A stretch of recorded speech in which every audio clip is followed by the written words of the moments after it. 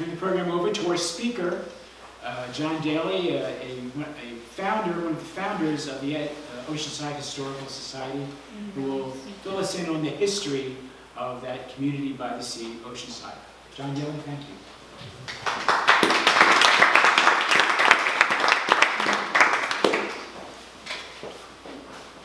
You're so kind, you clapped ahead of time before you heard anything. I was going to ask a question. Anybody here from Oceanside or lived in Oceanside for any length of time before? You got a couple back here. All right. Well, I'm a little concerned about that because I usually just make all this stuff up. Occasionally I get caught by somebody recognizing that's not what. So, just a real quick note, I've been involved in historical society since our local beginning, but this is our third historical society. Sort of like the previous two, or not sort of like, the previous two were started by individuals. We had a Dr. Markey who made a discovery of California come to Oceanside by a person who really didn't discover it, but that was his idea. He had the historical site for a long time. Had another one before that. So we like to think the historical site we have now is a good enough society that will last beyond one or two people running it for sure. So I'm very pleased to speak to you guys because I don't really get to go on the road with this trip very often, and quite honestly, I don't even do this presentation much anymore because I do other presentations. My favorite presentation is a sitting history walk, and it's a very popular history walk, usually about 100 people each one, because nobody really wants to walk around and look at stuff. They'd rather just sit there and get the pictures of the buildings and things. So part of this presentation is going to be that walk. And it's going to go into some slides that will be more entail of what our downtown area is like and everything. But the stories are all the same. They basically come in the same eras and things like that we talked about. So, like anybody who comes to Southern California finds out pretty early that the history, prehistory for our communities was all Native Americans. And I don't even pretend to know the history of Native Americans in our community and where they were from. They supposedly were Shoshone, and they also were given the name by the priest eventually at the mission, San Luis Rey, as Luiseños. And they apparently, from what I've read, they didn't really give themselves a name. They didn't call themselves. They were just the people in general. So this gives you an idea of, they were very much gatherers and hunters. They weren't very sophisticated. They'd go up and down the riverbed depending on time of year, and of course we have a couple large rivers, San Luis Rey and Santa Margarita, which is on Camp Pendleton, and they would just go up and down between the coast and what we know now as Palomar Mountain. And of course, in 1769, the Spanish led the charge with the priest in hand, coming up from Mexico to look for new locations. And of course, primarily they were trying to protect the coast, because they were wanting to protect it against the Russians and other people who were going to try to do the same thing they did eventually. They set the missions up as places that they could have an outpost in certain areas. They came to Oceanside, which is the San Luis Rey Valley, was later named after San Luis Rey Mission, in 1769, and they looked around and they go, man, it's a pretty fertile valley and water here and we like it. There's a rise at this point over here. This is where you should build our mission. So they came back in 1798, and they proceeded to build, and this is a drawing of the mission. And just to give you an indication, during the period of time the mission was in place in this way, it was the longest building in California. You can see how long that building was. It was long because they started housing as many as 3,000 Indians at one time in there. What was interesting, I thought, was they also had the kitchen area to feed the same number of 3,000 Indians. When you go into all the things, they raised the cattle, they raised sheep, but I thought the most interesting is the vineyards. They had so much wine, I couldn't believe how much wine they had. So I guess the priests had a good time. I don't know if they gave any to the Indians or not. But the San Luis Mission this building was much longer to begin with until, of course, it was portions that were torn down. Was built in 1812, and it's the third mission that was built at the site. Pictures of the inside, if you've never been to the inside, a pretty nice job restoring it. And this is when they did the original restoration in the 1920s. This doors that you see in the front of the mission there were referred to as the gringo doors, because the original door for the mission was actually almost 5 foot wide. So it had to be opened by a couple of people.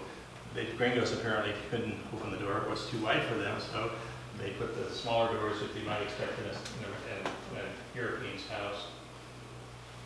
And of course, in the 1840s is about the time the Mexican government said to the priest and the soldiers that might have still been left with the mission system in California, get out.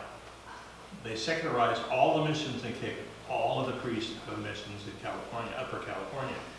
And when they did that, they created, I can only imagine, and after a couple of generations of people learned to do things as Europeans, and they kicked them out, they're not going to be able to find jobs in a farm or raising grapes or things like that. But basically, within about 4 or 5 years, they killed, almost had a couple 100,000 people die because they had no way to sustain themselves because they didn't have the mission there to help them do that. And it's really a shame. These are 3 women that used to sit outside the mission and beg at one point in time. And when they did in 1843, not long after that, because about 1860 is about the time we started getting Europeans just coming to the area. And a good example of that was Rancho Guajomí, if you've ever heard of that before. It's one that's between Oceanside and Vista. It was given to Isadora Bandini and her husband, Cave Couts, as a wedding present.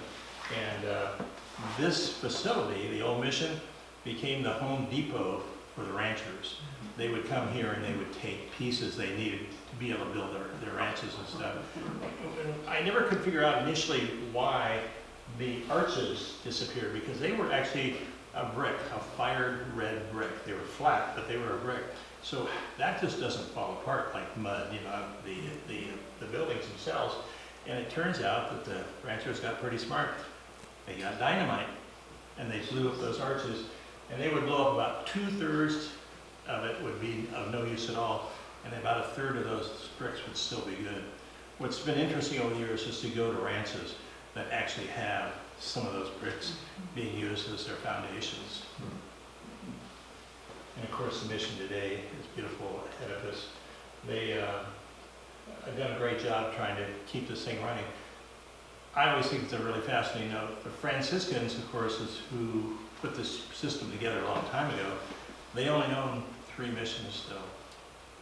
Of all the 18 missions and the estancias, they only own 3. And this one, unfortunately, is one of them. When I say unfortunately, they don't do a really good job of saving it in a way that is best for, I think, the community and stuff. They just built a 300-unit retirement home kind of in front of the mission, which is really crazy, I think. Okay. So about 1860 or so, this is a kind of a little drawing of what the San Luis Rey Township right next to the mission looked like. And this is how the Europeans, mostly English, came to this area. They were mostly the English that came to the East Coast in California and worked their way to the West Coast, and they were not the favored son when they came from England. The favored son, of course, got everything. Everybody else got nothing. But we got most of the got-nothing people that came to Oceanside. They formed this little town called San Luis Rey. It had its own store, it had its own newspaper, it had its own hotel, and we had an Episcopal cemetery that's built next to the mission also. So they were coming into a big-time town. And all that changed almost overnight when they found out that the train was coming to the coast. And the train across the country, of course, came all the way to Riverside, San Bernardino area, but didn't make it yet to either LA or San Diego. Down in National City had a big, strong draw to bring the train to them because they had so much agricultural going on down there. And apparently a wealthy person down there did a really good job lobbying because they got the train to come through Rancho Santa Margarita, which is Camp Pendleton, all the way to Oceanside to the coast, and then down the coast to San Diego. And we kind of look at the train today and go, why did they build that so close to the coast? If they built it a little further away, they wouldn't have so much problem with erosion and all the other things. They built it close to the coast because it was cheapest to build it there. And let me tell you why. San Luis Rey Valley is about a half-mile wide. The river could go anywhere in that half mile. When you get to the ocean, it always narrows down to maybe 1,000 feet at the most. And so all the bridges were way cheaper to build at the ocean. So these bridges they built were there. This is our first depot, I guess you might call it. It's a little shack there, and it's got a small, little, tiny little office. Looks like an outhouse. And that was our first one. It's on the west side of the tracks. we've had quite a few more. Oh, yeah. Anyway, so you can see the old steam engines things. The most important thing was the fuel and also the water. So Oceanside, I'd say, Oceanside started as a train town because they drew people up to Oceanside in 1883 when we had our first post office. Actually, Oceanside was 2 words on our first our first actual depot. It was ocean and side separate. Nobody knew how to spell it apparently. Thank goodness our post office had the word as one word, Oceanside. And so it was named because the people in the valley used to always say, we're going by the ocean side. And so that's self-named. And this is the trestle that goes north out of Oceanside. And at one time, there was almost 5 different railroads vying for some lines along the coast here. And as it worked out, only 2 worked. Actually, were successful, and there's only really 1 now. This is our founder, Andrew Jackson Myers. He came from Texas, and he also came to the Riverside area. He was a bit of a business person and a gambler. Thank goodness he gambled on Oceanside because he applied for a patent, which is a pre-name for a land grant. We were thinking that land grant, but patent was almost the same thing. He applied for that, and actually the Whaley family from San Diego that has a house in Old Town applied for exactly the same at the same time, and apparently Andrew got his first, so he became the first person in Oceanside. He had 160 acres, which is basically downtown Oceanside right now. So this is an epic photograph for us. I'm the photo archivist for Oceanside. I got involved when they did the Centennial Oceanside meeting in 1988. A couple of years before that, they wanted us to put a group together, and that's when we started the Historical Society in '86. And they wanted to do a photo display, and they had a developer pay for the photo display. And so they wanted a bunch of pictures, so I said, hey, I'll do that. So I've been involved as a photo archivist ever since, and so we have about 30,000 images in our collection now. Yeah, but you know, let's face it, San Diego has 2 million images, so 30,000, nothing. But this is our only picture of our first pier. I don't know if you can see that tiny little thing there. It's taken about almost 2,000 feet away from it. We can blow it up as much as we can blow it up so you can still see it. That was our first pier in Oceanside. It was built in 1888. It was finished in June, just before it became incorporated as a city in July of 1888. That was down what we now call Wisconsin Street. So it's at the south end of the Strand. The street was originally called Couch Street. Of course, Couch was Cape Couch from Rancho Home. They later changed it because for whatever reason, when they did the engineering in that area, the stuff along the coast was consistent and had all the numbers and everything. But when they did this stuff up, when it came above to Wisconsin Street up on Coast Highway, would have to meet up with Couch Street. It was on an angle and they lost the block. So if you want to mess somebody up in Oceanside, just tell them, hey, you need to go to the 700 block of South Coast Highway. No such thing. But anyway, that's our beautiful picture of the pier, and that's the saddest part about being a photo archivist. There are so many images we want, you know, and we don't have that. This is Andrew Jackson's and Myers' house. He built that right now. If you know in Oceanside at all, where the library is downtown and the Civic Center is downtown, there was a fountain area. It was built right in front of the fountain next to the road. There was always a question about Hill Street, you know. Why did they call it Hill Street? Was it named after this person, named after that? The only part of real downtown was from the railroad tracks to the top of Hill Street. It really didn't go beyond to the east, which is a much higher hill. So he named it after the hill. It's not named, we have no people in Oceanside that are hill people. This is back on top of the hill, looking back down to town. You can see the building in the middle there with the going up. What is architectural feature here? That's a bank building and our first city hall building. It's a beautiful brick Victorian building, and it taught me pretty quickly to realize that they didn't really care about keeping buildings even back then when they were pretty cool. Anyway, that's a view of Oceanside from about where the high school is in 1890. So there's already getting to be things there. What's also interesting is there's some trees. When this site was built, there was nothing growing anywhere. It's just sagebrush, and the only thing there was trees is in the riverbeds and the streams and creeks. So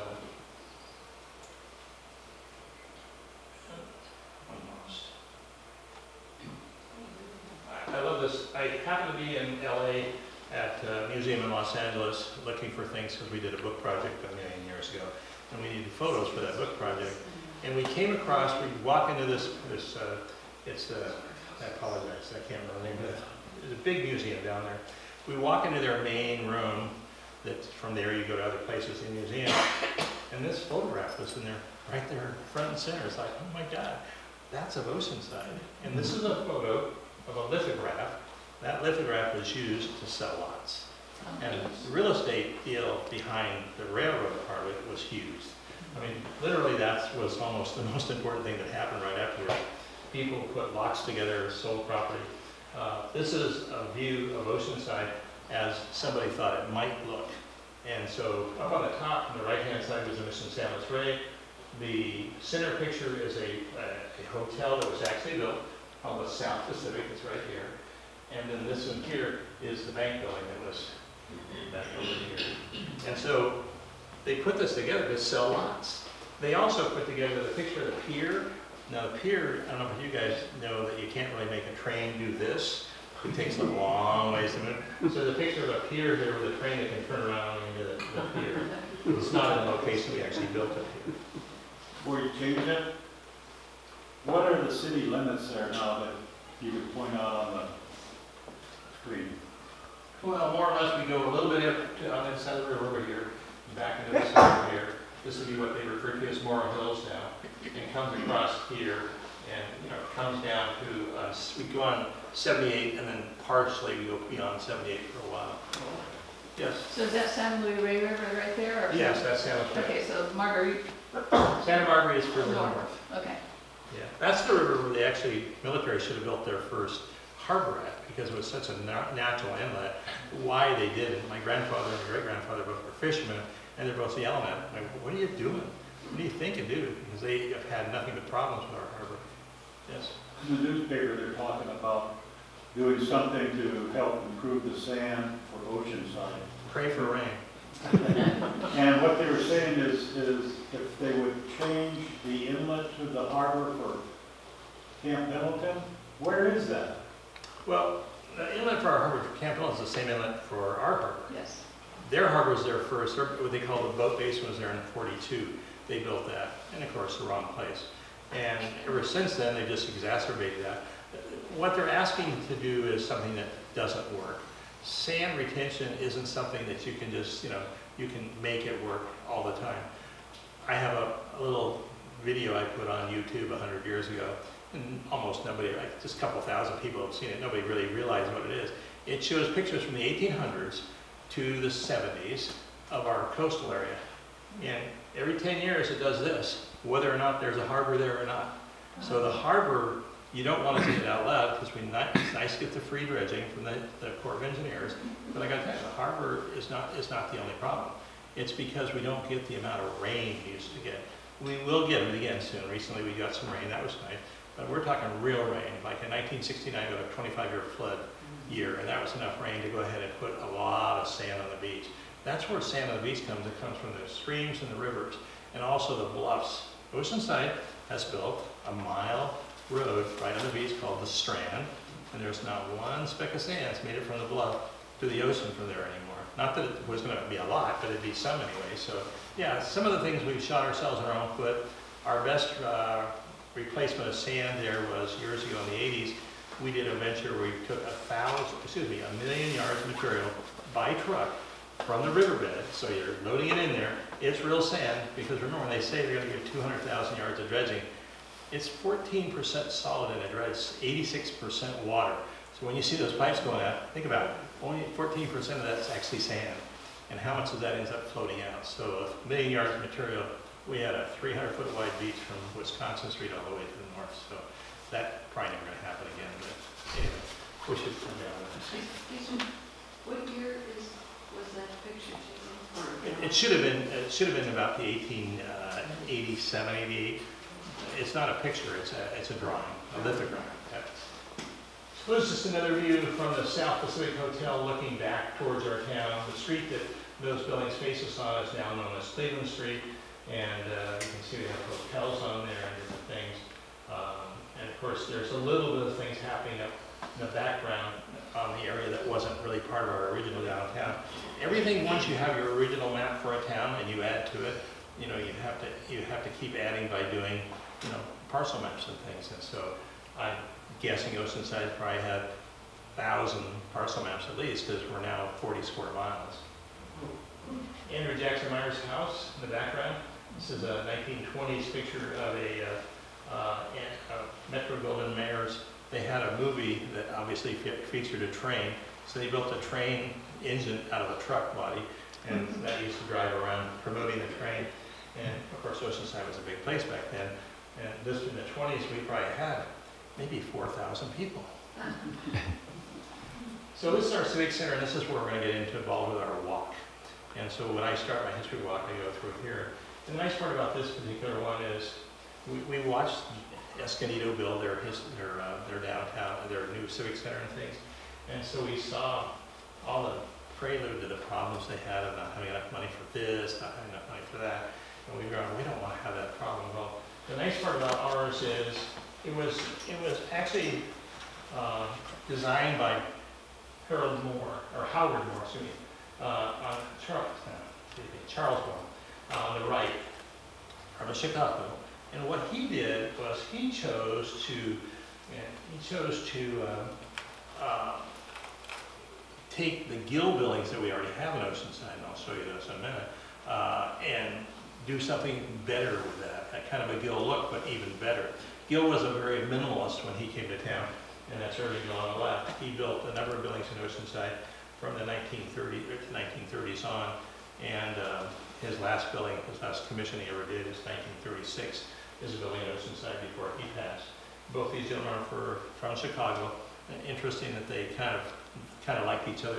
The one, of course, wasn't around for Charles, but back in the 90s, this book was done. It's a source book of American architecture.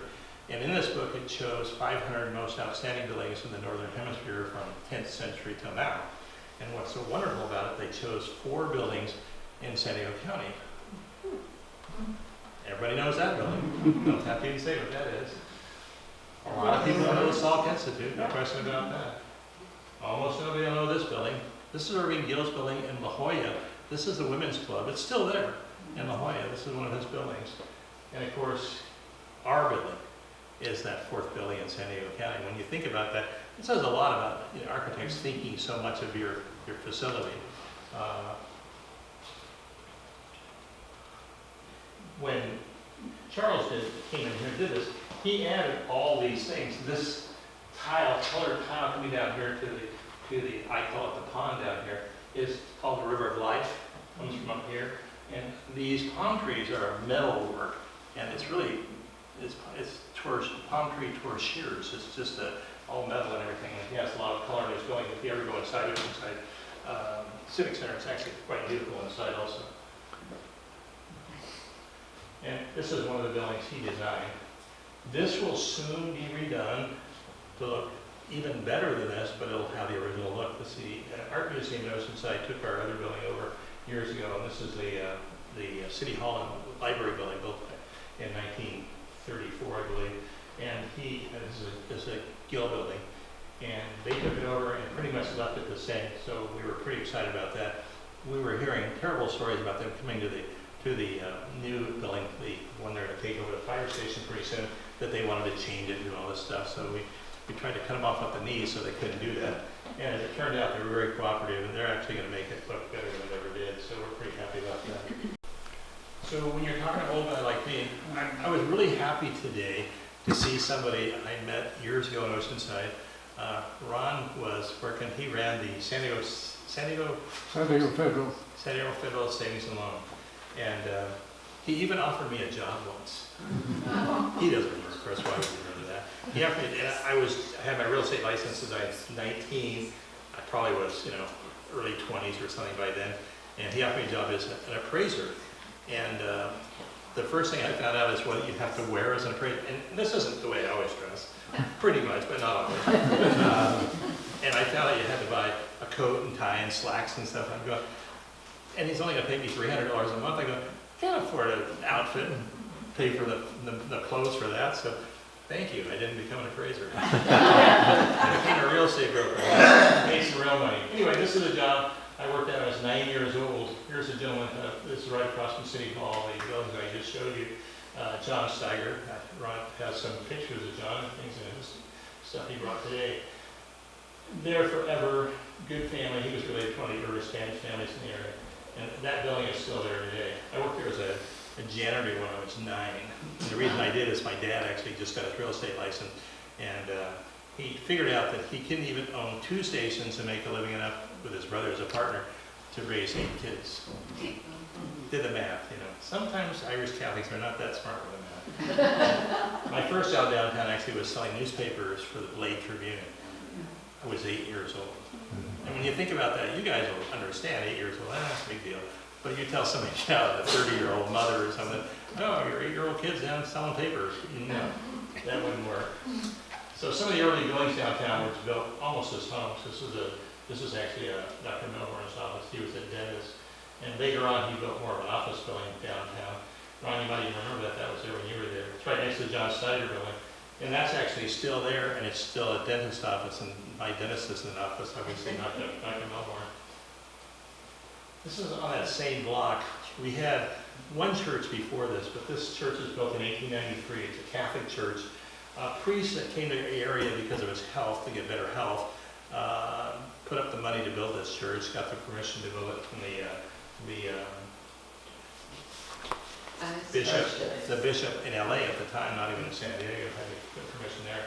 On the picture here, this young man here, that's my great uncle, William Bandini Couts family, and it's a great picture. He was 7 years old in that picture. Where was the church? 1893. The picture was of the original church built in 1893. He was 7 years old. You know, I can't do the math, so I apologize. Anyway, so this is actually a picture of the same building. The little church is still there. They built this church in 1927 to replace it, and then eventually they moved the small chapel, and it's referred to lovingly as the Lemon Street Chapel because it's on Lemon Street. The church has been checking with us lately, and when I say checking with us, I'm on the city's Historic Preservation Commission, which looks at anything as far as demolitions and things like that. And they're saying, well, we really want to get rid of this church. We don't use it anymore. It's not sanctified anymore. So, and it's got a big parking lot next to it, so it's obviously worth a whole lot of money. Now, I don't know for the life of me how far inland OU Miracle did sidewalk work, but he did it throughout San Diego County on the coast. In OU Miracle, you look at the stamp, and that would be the stamp you'd see in this sidewalk. So many contractors put those over the years. I'm just wondering what kind of parents actually named their children Orville, Alban, Miracle, to have that OU Miracle. And my only disappointment with this is that right in front of St. Mary's, we have just Miracle. Why don't we have an OU Miracle?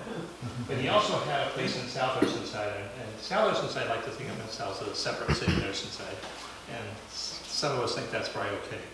But he had a place in South Oceanside called Miracle Village.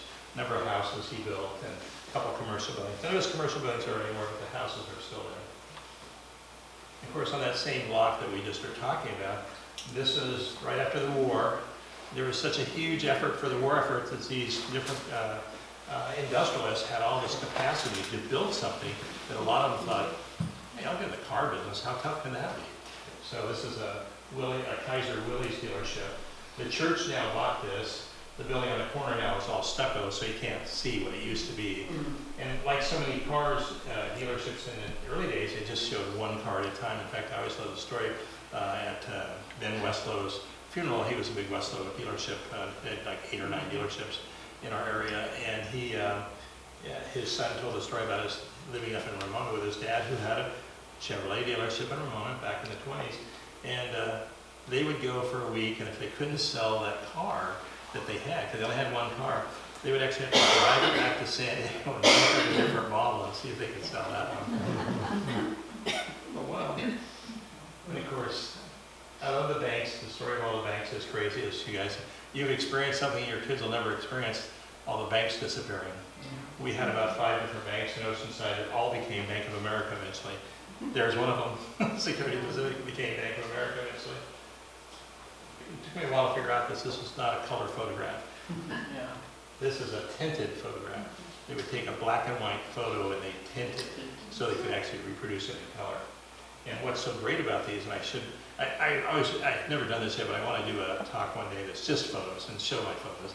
And we have a photo of a bridge that has about 7 different colors of tinting on this bridge. And a lot of it's not actually in the lines, like the kid couldn't draw the lines. And it's just fascinating. You know, most of the time they're pretty nice.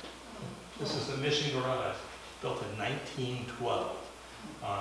It's now Post Highways, Hill Street back in those days, and eventually became, Hill Street and Oceanside became 101, Highway 101. And so, yeah, the building is still there, but it looks nothing like this. What a great looking building, edifice. And of course, here's the inside. Yeah. There's that great looking building. Can't believe they knocked this building down for this. But you know, it taught me pretty early on to realize we're not the only ones that are stupid. I mean, I shouldn't say that because in all fairness, maybe that was a good move to change it, but this building is still here. It's pretty much covered up in stucco, so it's hard to know if anything was to be done. The only thing right now, they covered it so it doesn't, we don't use the second floor anymore. It's a Verizon store. At least it's there. And this is right across the street to the east. This was the Bank of Italy. And this was an incredible building. You know, we could only see by the photographs that this is all marble work all the way up into the windows. Beautiful metal windows and everything. Just an incredible building. And we could hardly wait and be able to see stuff. And there was a drop ceiling in it. Because I knew at the very least it's going to have a beautiful ceiling in it. Probably a 10 ceiling, a beautiful ceiling. And the woman who owned it, I went to school with one of our kids in school, and she would never let me look through the drop ceiling up there to see what it was. I guess she thought if I saw something, she could never do anything with the building or whatever. So as it turned out, we went ahead and when she finally decided to close down, she had a bunch of people inside taking her husband's gun collection out. And I went upstairs to look at, there was a half floor up there, looked at the ceiling, and I'm thinking to myself, what is that? It was this worse looking stucco thing. It's like, it's not a metal ceiling. It's like, what is this? Turns out, we found out by doing some more research, Chrissy Hawthorne, our Historical Society Executive Director, incredible researcher, she looked into it right away when I started moaning, and she found out that there was a glass ceiling in it. A glass ceiling. Yeah. And in 1950, a jeweler from San Diego bought it, stripped everything out of it. And we've been looking ever since for that ceiling to see if it went someplace else in San Diego, but never could find it. Across the street, 1912, this is another building they built. And what I like about this building, you can't really see very much, but there's a dark spot right here. And that's our only sidewalk elevator in Oceanside. Like you go to San Diego, you see them all over the place in big cities and stuff. That was there. And the reason is because the basement is where they held all the farm implements and tools. They went into the basement. It was a hardware store. Up above the playground became a Silver Slipper dance salon. And I discovered years later that my dad, when he was probably about 18 or so, was promoting dances up there just before World War II. I'm thinking, I didn't know my dad could dance. Maybe he couldn't, he just wanted to promote it. So this is the Oddfellows building here. This is J.C. Penney's. They came in 1927, which I really never realized they were that early. They were in 1927, the bottom floor, and the Oddfellows kept their hall up above. They still own it, and they've been kind of wrangled into a newer group of younger people who have joined to save the place. They've done that in our Moose Club down on towards Carlsbad in Oceanside, and they did a wonderful job, because what they did really quickly there is they went ahead and thought, well, we know how we can make this thing profitable. Once they got control of it, they picked up the bar, did entertainment and everything, but they had to kick out their #1 tenant that had been the best tenant they'd placed had for like 30 or 40 years. AA. If it works, it works. Of course, 1953 was when 101 we had two places in San Diego where 101 was built. Here in Oceanside, we went from San Jose River to Carlsbad, or to Palomar Court Road, and that section of Highway 101 was built, where 5 is now. And there was another, in that same year, there was a place down in Chula Vista, they actually built Highway 2. So it was a highway, not a freeway. It had limited access. So. And then by doing that, they built shopping centers right next to it. So this was built beginning in 1953. Of course, I was like, some buildings downtown don't look the same as they used to. It's a little building downtown, and they used to call it Tot to Teen. And what I loved about this is the architectural part of this building, because they had tots, the little kids, and the teens. Obviously, those kids don't want to go in the same door together, couldn't pry their clothes. Well, this little door here was actually for kids, little kids. And this is kind of a gold brick little road in there. So the tots went on that side, and the teens went on the other side. And while this is completely different use now, over on the right-hand side, you can still see that it vested a little circus look they used to have, but it was actually for the teens to go in there. It was a L-shaped building. Which had a lot of telephone stuff for years and years. Now it's all gone, and everything's electronic, so it's disappeared. A lot of movies. We have movie theaters downtown. We still have 3 movie theaters, which is pretty amazing. 3 out of 4. That's amazing. And you think that we're really lucky. A church took this one over. Fortunately for us, the name of their church is the same 4 letters. The same, basically, they could use the 4 letters. And that's a 750-seat theater. And it's a beautiful theater to look at. And there's root beer next door too. And this is the oldest church in downtown. It's 1886 is a Congregationalist church. Another consideration for somebody who didn't know how to count. They were there just for a few years. They go, we really don't have enough people to keep this thing up. We don't have enough money coming in to actually make sure this is going to work. So they sold it to the United Methodist Church. And they were there until now. It's a new church, a different church altogether. 1936, this is our first actual post office built for just the post office. Concrete building. I got a little quarter basement, second floor, or third floor. Second floor, excuse me. And it's still there today. This is the best part of it, though. When you go inside, there's a WPA painting, Works Project of America. And this WPA painting is of San Jose Valley. It's flying at DC-3. It's flying over to San Jose Mission. Yes. A lot of the work that we have seen that people did, painting-wise and other artwork-wise, was not so good. But we have a couple of really good ones. This is one here, and we have one at City Hall. It's actually Mission San Jose. First Christian church. What's great about this is it's the same style they built all over the Midwest, except for our buildings aren't brick. This is the Kaiser Hotel originally, became the DeWitt. It's now called the Finn Hotel. It's the smallest in the Hilton chain. Hotels in their entire chain all throughout the world has 30 units. Little tiny one still there. And this is Irving Gill's last building. He built this for the Blade Tribune. It was a newspaper, and it's now called Blade 1936, a good Italian restaurant. You're cruising around Oceanside. Of course, had a lot of places like this. This family became really big into meats and food. Had a number of locations. This is Dr. Stroud. And you wonder, is that the guy that's off the back of a buggy selling drugs? But no, it was actual drugstore. It became, I think the best use of it was, we had a number of, what they didn't call them, bars back then, they called them saloons. And initially when I first, of course I'm a learned person by going and learning the hard way about history. And I always assumed, man, Oceanside had like 10 saloons over the years. That's a lot of saloons. Then I figured out saloons were really gathering places mostly for men, because we were mostly male-centric. And it was mostly a place to meet and eat. And they drank a little bit. They usually have pool or something like that. But we had 11. This became one of them. And of course, a small grocery store on Cleveland Street, by the railroad track. This is one of our miserable mistakes we made. Just prior to 1942, this was completed. Just prior to 1942. It's a bus station. Now, you can imagine when you start a base at Camp Pendleton, and you bring 7,000 people in to build the base, and who knows how many people were there during the next 4 or 5 years, and they have this tiny little bus station.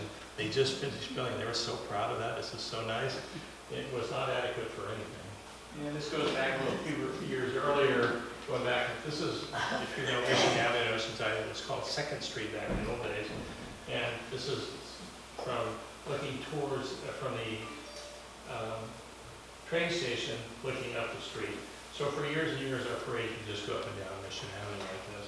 And eventually they got to go down to the Strand and go into where the band shell is.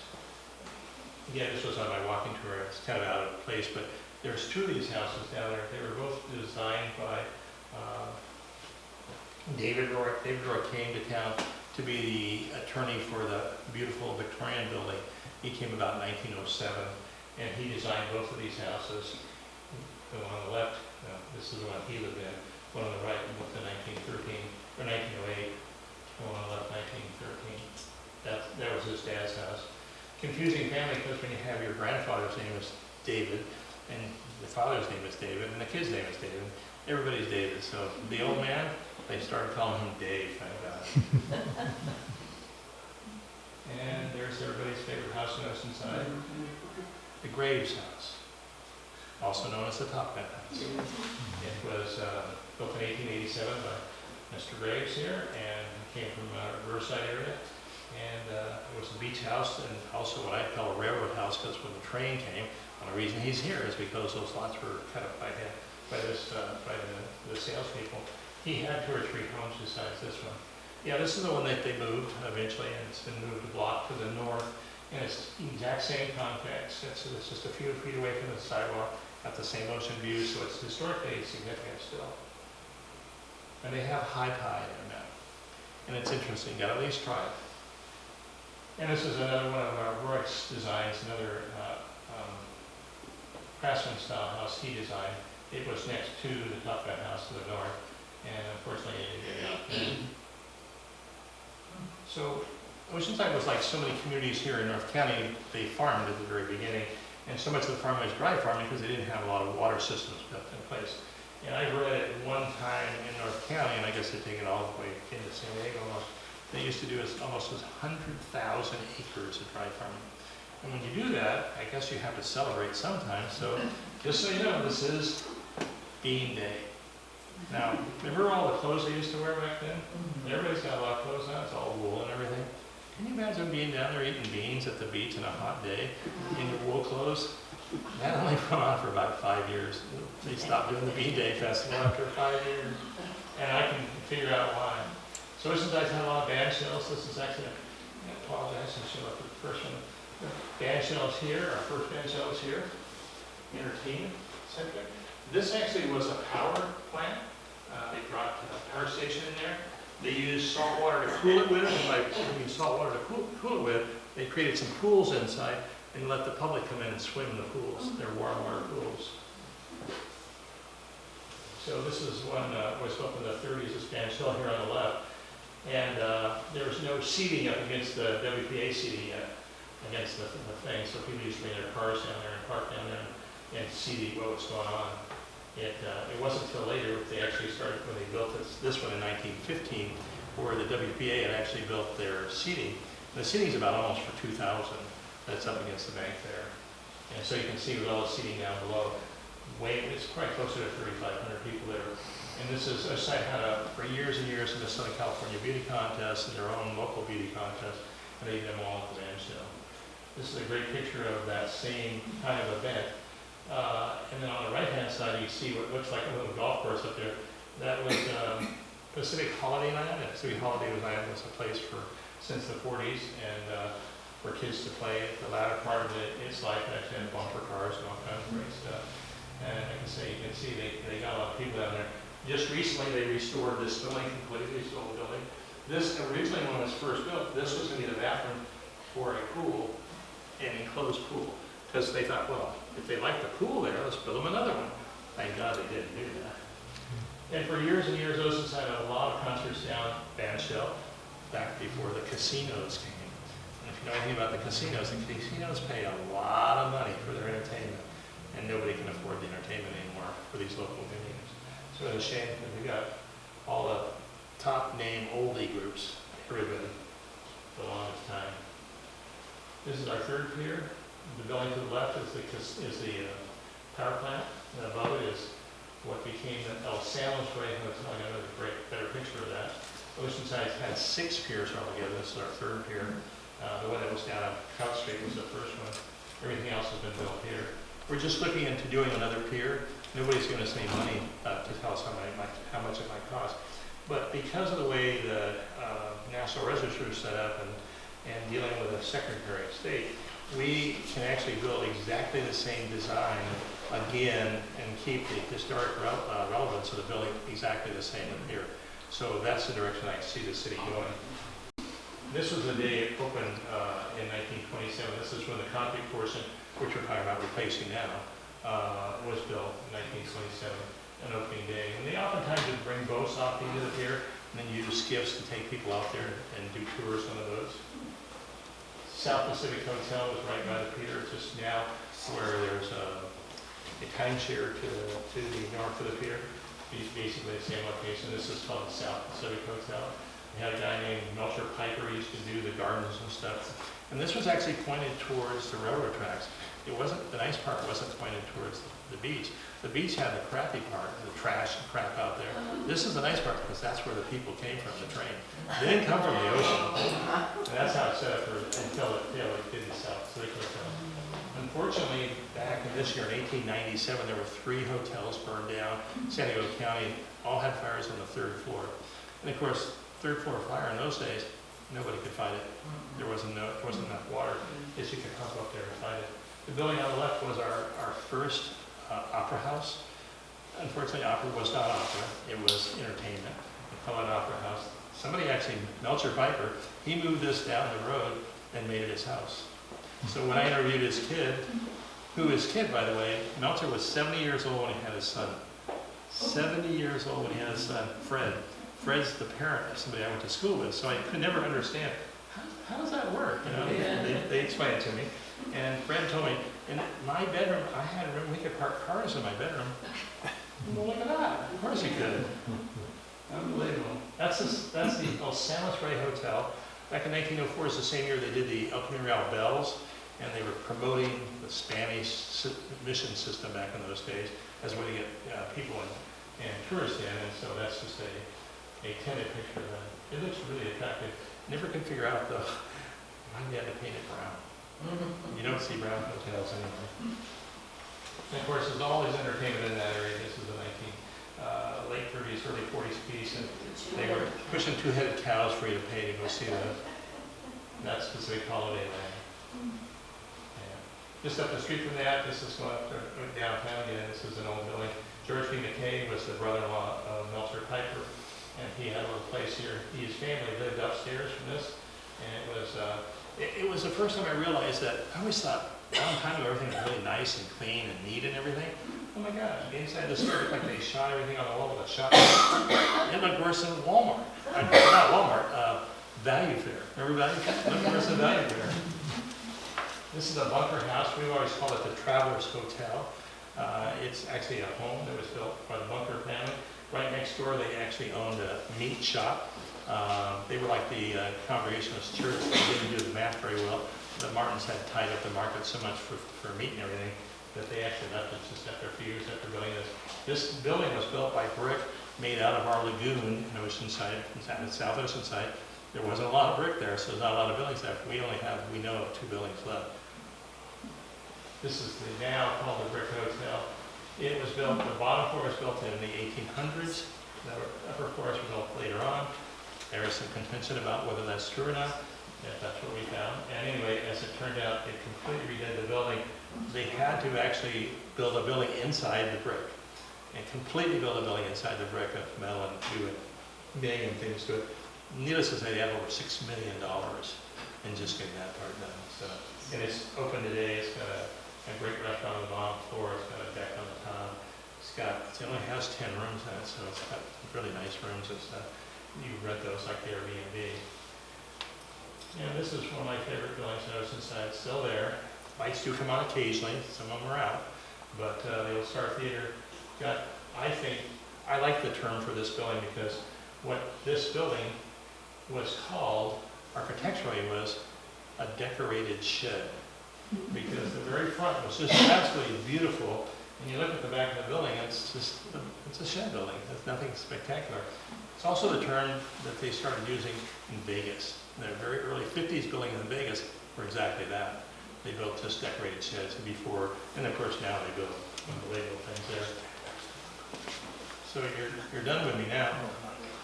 Got any questions? I'm more happy to make them up.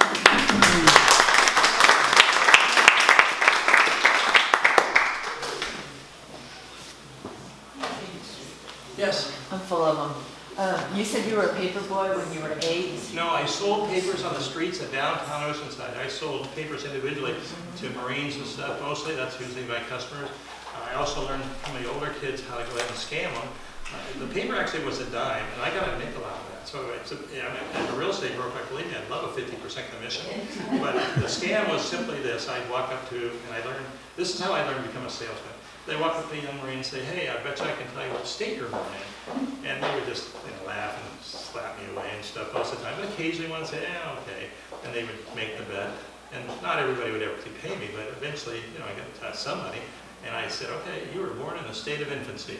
And so, anyway, so yeah, that was my experience with newspapers. The question is, the distributor for the newspapers, there was one fellow, I used to work on Wisconsin for Bill Blake, you probably remember him. You're talking about John Frenzel.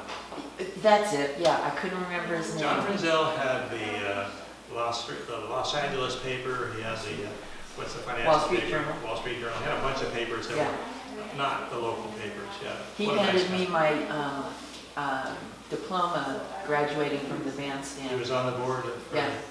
John was one of the nicest people. He always had a red carnation. Yeah, always. And I loved him when he was on the city council, and I only got to see him for like a year on the city council when I was doing business in the city, because he got out there. But he was the kind of guy you got to get up to just before the meeting started and make your play. Yeah. It's usually whoever was last, got what they wanted. So. Yes. I thought I remember in reading some things in my own historical research.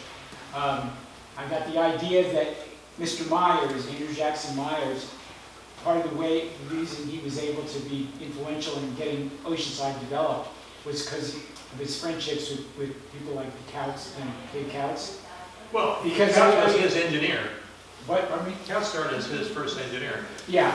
He was senior, and then eventually his son took over a few years later. But I noticed, I remember reading around the same time that Myers was like applying to get a post office and everything at Oceanside. The post office was there before we were a city. It was 1883. Yeah, 1883. Yeah. Around that time, there was some guy who was trying to develop another community called Merle, which is what is in today Leucadia. But I got the impression that Merle kind of folded up and then lost out to Oceanside because Myers was better promoted. Well, I don't read much about any other place. Why would I? I live in paradise. When you're fortunate enough to live in the same community your whole life and get the benefits from that, come from a big family, and love your community. I mean, it's can't get a lot better than that. But I love visiting places. I've been here before. I'm glad I'm here again. Thank you for asking me that. Thank you. Yes. How would the impact of Camp Pendleton on Well, Oceanside, when Camp Pendleton came, had 5,000 people in it. Almost immediately, they brought 7,000 people in to build Camp Pendleton. Because Camp Pendleton was a ranch. I mean, there was nothing out there. There weren't any, probably 3 phones on the whole 110,000 acres or whatever. I mean, nothing. So they had to bring everybody into there. So 7,000 people coming into your place. One of the owners of businesses at that time, Bill Evans, told me a lot of stories about stuff. And Bill was a pretty smart guy. He had 2 restaurants at the time, just by chance. And he would tell me that during the time when they just started building the base, they would have lines outside for 6 or 7 hours just to be able to eat. And he said you didn't have to take advantage of anybody. It's just making a couple bucks, and the numbers are so high. So yeah, it had a huge impact. And of course, immediately after Camp Pendleton, the war was over, we see everybody coming back or staying there. And so we see the huge impact of development.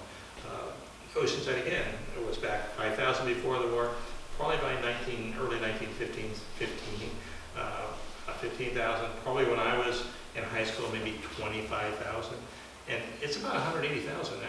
no matter what anybody says, I got signs that say this, no, it's more than that. It's about 180,000. It's huge. I always used to think Escondido would be bigger than Oceanside, because Escondido was ramping its numbers up for years, and you'd see their numbers going so high. Then all of a sudden, it's like, they stopped. And I really never understood quite what happened to Escondido, but in Oceanside's case right now, because of the state's rulings about, yeah, you can do this, yeah, you can do that, and you can't stop project, these big buildings. We have these 300 or 400 unit apartment buildings approved all over the place now because the state makes the city do it. They don't have a choice. If they don't allow it, the developer goes to court, the city loses. So it's getting to a point where there's a lot of units again. No single family to speak of.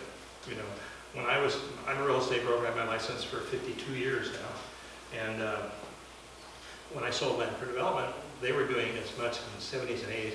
The city would approve and build 2,000 units a year. Numbers that you just can't even think of anymore, but still was amazing. Yeah, it's been an incredible place to live. We have a lot of new stuff downtown now. We have 2 hotels that are just incredible. People thought, that could never happen in Oceanside. Just so you have an idea of the range of prices down there now. Those 2 hotels they built right next to the ocean. Same people own both of them. One of them, the most expensive room one, is only $2,200 a night. What? The other one's only $2,400 a night. Yeah, it starts about $400 or $500 depending if you can get a deal or not. It's incredible, and they're keeping them filled with people all the time. I was in there dropping off something for one of the people in the administration there, and I'd never met her before, and I said, I'm downstairs in the lobby, and I said, oh, I will be easy to find. I'm down here with a whole room of Hasidic Jews. It'll be easy to pick me up. But no, it's amazing, and they've got some nice restaurants and a lot of stuff going on. And we've been very fortunate. We have probably maybe 8 or 10 new restaurants downtown that are doing extremely well. Yes? I live in Oceanside, and do you know, I've heard many rumors of all that area on 76 that used to be the swap meet, what they're going to build there? It was already approved, and there's 300 or 400 units there, as well as a large wave thing. They'll make special waves for surfing competitions and stuff. Hotels and some other things. Yeah, Oh, really? yeah, bunch of stuff there. There's a lot of stuff on our site hasn't built. We actually own a piece of property next to the mall, and Carlsbad has kept us from doing anything for years because they just, unless they do whatever, Oceanside has a hard time getting that's from happening. But now apparently they're going to do it, and we'll have right there next to the mall area, we'll have a couple of hotels that are in Oceanside. Oceanside's been one of those little tiny towns for the longest time, and even though their square footage are 40 square miles, we're not fully developed, and we do have large agricultural areas still, in what they call Moral Hills.